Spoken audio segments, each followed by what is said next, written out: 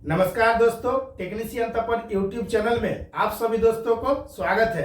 आज कुछ नया सीखते हैं दोस्तों। Power plant, rolling mill, block mill, HSM, SMS, DRI में प्रैक्टिकल में जब आप काम करते हैं तो आपको एमसीसी, पीसीसी और पीडीपी पैनल देखने के लिए मिलता है।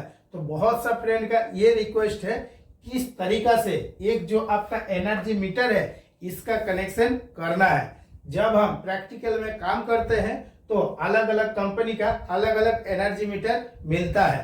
तो एक वीडियो बना के समझा दीजिएगा कि कोई भी एनर्जी मीटर का कनेक्शन कर सकते हैं। जो एनर्जी मीटर का कनेक्शन किए हैं तो इसमें रीडिंग आपका गलत आ रहा है, ये कन्फर्म नहीं हो पा रहा है कि आखिर क्यों गलत आ रहा है। जो आपका एमसीसी, पीसीसी और पीडीपी पैनल है इसमें अलग अलग करके एनर्जी मीटर लगा सकते हैं या नहीं लगा सकते हैं। जो आपका स्टार डेल्टा फीडर है, स्टार डेल्टा स्टार्टर का फीडर से जो 55 किलोवाट का मोटर चल रहा है तो 24 घंटा में कितना रीडिंग आना चाहिए, 48 घंटा में कितना आना चाहिए, 72 घंटा में कितना आना चाहिए। इस टाइप का जितना सारा क्वेश्चन आप सब पूछे हैं इसी वीडियो में ही मैं आप सभी को आंसर दूंगा। वीडियो को शुरू से लेकर लास्ट तक देखना है, तभी आपके अंदर में जो जो डाउट है वो क्लियर हो जाएगा। प्रैक्टिकल में देखिए जो आपका एमसीसी या पीसीसी या पीडीपी पैनल है, जैसे पीडीपी पैनल से आपका एक ईओटी क्रेन का फीडर दिया हुआ है, इलेक्ट्रिक ओवरहेड ट्रेवलिंग क्रेन। तो इसमें अगर आप देखना चाहते हैं कि 24 घंटा में कितना रीडिंग आ रहा है तो आपको क्या करना पड़ेगा, एक आपका एनर्जी मीटर लगाना पड़ेगा।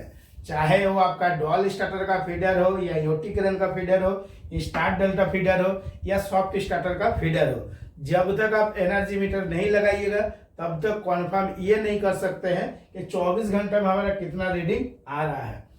जब आप प्रैक्टिकल में काम कीजिएगा तो देखिएगा जो आर है, वाई है, बी है, तीन को फेज आया है। किस में आया ना, एमसीसीबी में आया, मोल्डेड के सर्किट ब्रेकर।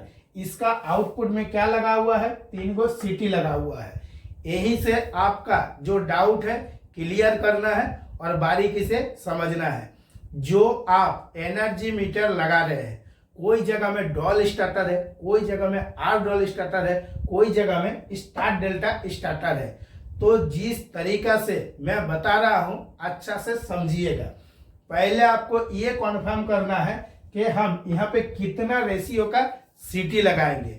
50/5 का भी होता है, 100/5 का भी होता है, 300/5 का भी सीटी होता है, अलग अलग सीटी आता है। जब आप एनर्जी मीटर को लगा रहे हैं तो देखिएगा एनर्जी मीटर पे डिटेल्स दिया हुआ रहता है कि आपका कितना रेशियो का सीटी लगाना है। तो पहले जो है वो आपको कन्फर्म करना है कि कितना रेशियो का हम सीटी लगाएंगे। सीटी में आपका दो टर्मिनल होता है, एक होता है S1 और दूसरा होता है S2 टर्मिनल। जो आर फेज है, वाई फेज है और बी फेज है, इसमें जो आप तीनों फेज में तीन को सीटी लगाया है तो इसमें जो आपका S2 का टर्मिनल है आपस में लूप करके तीनों को पैरेलल कनेक्शन करके जो आपका एनर्जी मीटर है इसमें आपको कन्फर्म क्या करना है कि हमारा आर फेज कौन है ना, A1 आपका आर फेज है, A2 वाई फेज है, A3 आपका बी फेज है।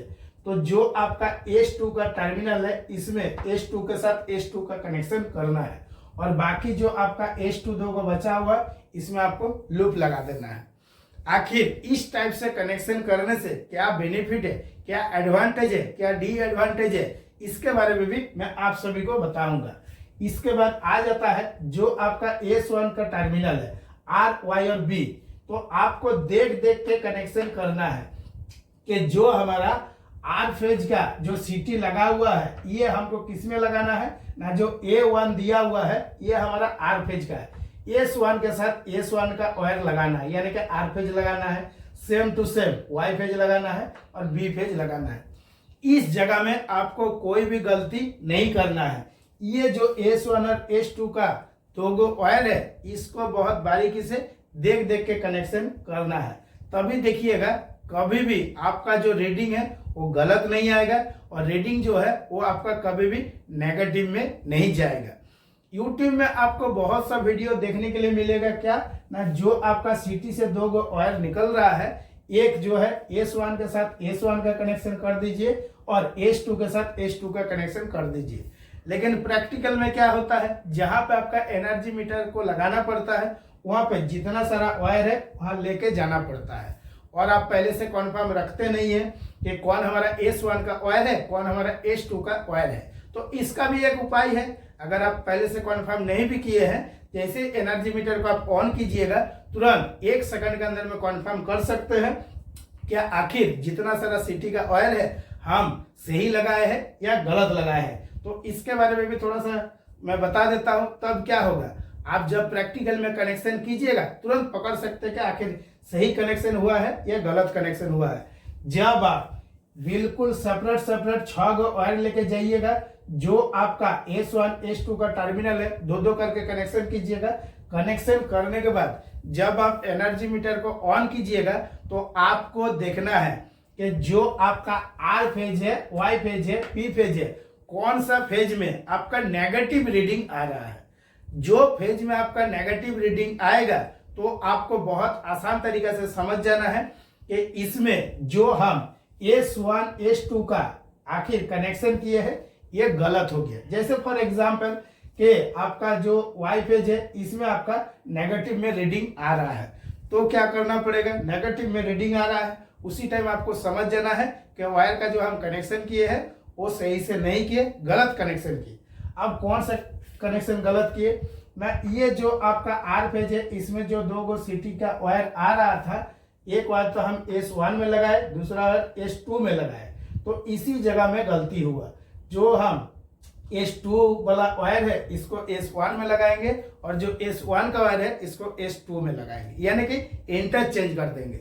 जब आप इंटरचेंज कर दीजिएगा तो मीटर में आप देख भी सकते हैं और नेगेटिव नहीं आ रहा है। इसके बाद चाहे आप 1 घंटा बाद हो, 2 घंटा बाद हो या 12 घंटा बाद जब आप रीडिंग लीजिएगा तो देखिएगा आपका जो रीडिंग है एकदम बिल्कुल एक्यूरेट आ रहा है, पहले जैसा और कभी भी कम नहीं आएगा। छोटा छोटा चीज जो है बारीकी से ध्यान दीजिएगा तो बहुत बेटर तरीके से नॉलेज बना सकते हैं। इसके बाद आ जाता है दोस्तों जो आपका एनर्जी मीटर है, यानी कि V1 V2 V3 और Vn, इसमें कनेक्शन किस तरीके से करना है ना, जो आपका R Y और V फेज आ रहा है तो सेम टू सेम जो V1 है इसमें R देना है, जो V2 है इसमें Y देना है, जो V3 है इसमें आपको V फेज दे देना है।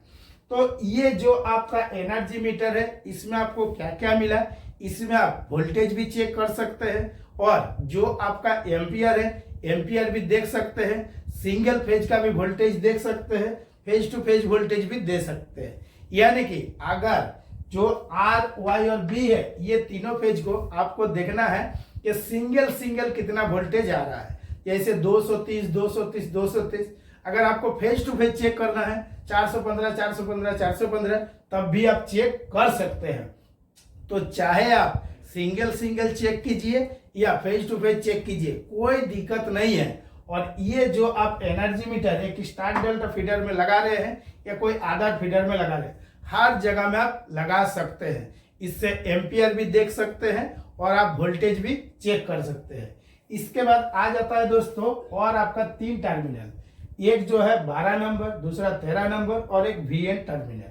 तो इसमें जो आप देखिएगा 13 नंबर टर्मिनल है इसमें N लिखा हुआ है, इसमें आपको फेज सप्लाई देना है। जो आपका 12 नंबर टर्मिनल है इसमें आपको न्यूट्रल सप्लाई देना है और ये जो Vn वाला टर्मिनल है इस पे भी आपको न्यूट्रल देना है। तभी क्या होगा, आप आराम से सिंगल चेक कर सकते हैं। जो आप एनर्जी मीटर का कनेक्शन कर रहे हैं तो इसमें देख लीजिएगा कितना वोल्टेज से कितना वोल्टेज तक हमको ऑक्सिलरी सप्लाई देना है।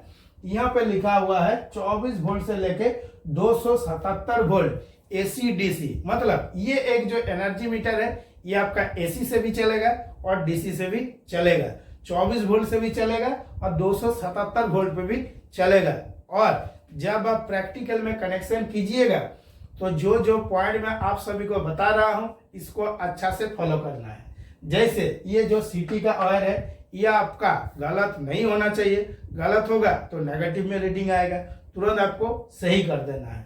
जब आप ये जो फेज टू फेज का कनेक्शन कीजिएगा जो R Y और B, इस पे वायर में गलती नहीं होना चाहिए, गलती होगा तो ही जो आप व्हाट्सएप और टेलीग्राम चैनल में क्वेश्चन करते रहते हैं, वो क्वेश्चन पूछते रहिएगा। इसके बाद जो VN टर्मिनल है इसमें आपको न्यूट्रल का कनेक्शन करना है, और एल वाला एन वाला जो लिख दिया हूँ 12 नंबर 13 नंबर, किस में फेज देना है किस में न्यूट्रल देना है, तो इसका भी जो कनेक्शन है सही तरीका से करना है। अब जिस तरीका से दोस्तों मैं आप सभी को इस जगह में समझाया हूँ, आपके पास कोई भी टाइप का एनर्जी मीटर रहे, आप बहुत आसान तरीका से कनेक्शन कर सकते हैं।